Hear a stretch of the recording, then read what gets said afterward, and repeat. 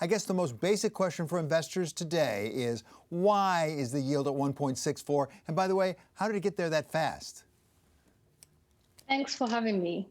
Well, you've just really nailed it on the head.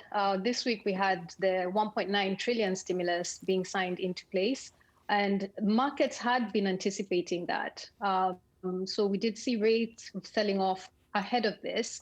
But I think the reality is when you look at that extra stimulus coupled with an economy that's actually doing much better than anticipated at this point in the cycle, and increasingly widely spread vaccine rollouts. And I do think yesterday's announcement that by May, every US adult would be eligible to get a vaccine, that's a much more positive scenario that markets had come in anticipating at the start of the year. And we're seeing rate markets reacting to that. We've closed the day with treasuries at the year-to-date highs, while equities are also doing well. So to just classify it and say this is just classic old school risk on where rates sell off on good news and equity markets do well. But how far can it go? I mean, how far do you think that the rates may really go up? And at what point does it start to hit the equity market? For now, the trajectory is clearly higher. The momentum is in higher rates. When you look at the size of the stimulus and the expectations for growth for this year, so the projections are somewhere north of 6%, with numbers coming in at 7% on some estimates for 2021 GDP. Rates still look fairly benign. So we think that rates can definitely continue to trade higher, and we expect rates to be at 2% or closer to 2% by the end of the year. So if in fact we're going to expect yields to continue to climb up, why would you invest right now in fixed income? I mean, your ultimate boss, JP Morgan, Jamie Dimon, said he wouldn't touch a 10-year with a 10-foot pole, I think is what he said. So why invest in fixed income right now? Well, the 10-year is only one part of the market, right? Arguably, it's an important part because we've seen over the last few weeks that once the 10-year starts moving, it does tend to take other markets with it. But you also have to think about credit risk. So duration risk is one part, and that's reacting as you'd expect when the US rates start to move.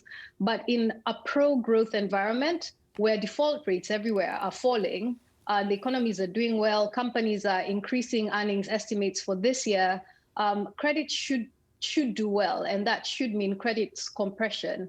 So we expect credit spreads to compress as the year progresses, and we're looking at other pockets beyond government duration to play this reopening in fixed income. So if you look at pockets of US high yield, that's an area that still remains attractive.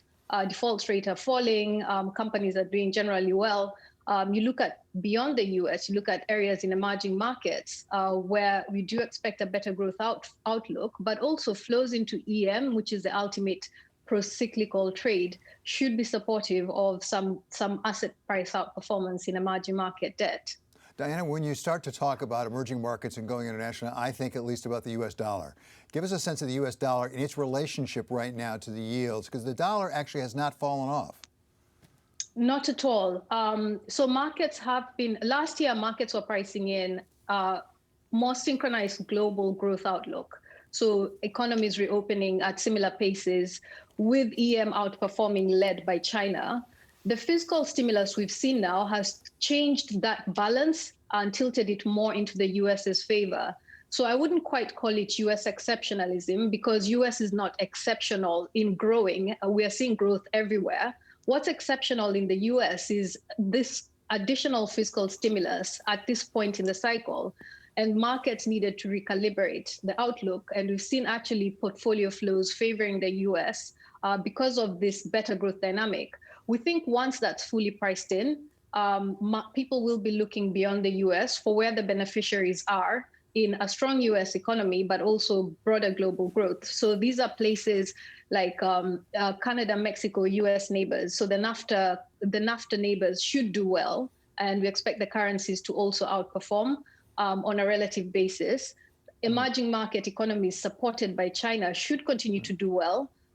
So North Asia economies where you have the semiconductor story remaining strong and actually a shortage right now globally, those stories should continue to see flows supportive. Where we are being cautious versus the dollar is in the low yielding developed markets. and particularly Europe, where we've seen the vaccine rollout has been slower than one would have hoped. You've seen some countries in Europe now are shutting down. So shutting down again because of a pickup in virus numbers. We think the euro will underperform in the near term versus the dollar. So it's not as clear-cut a short dollar story as it was coming into the beginning of the year, but there's still some currencies on a relative basis that should perform reasonably well.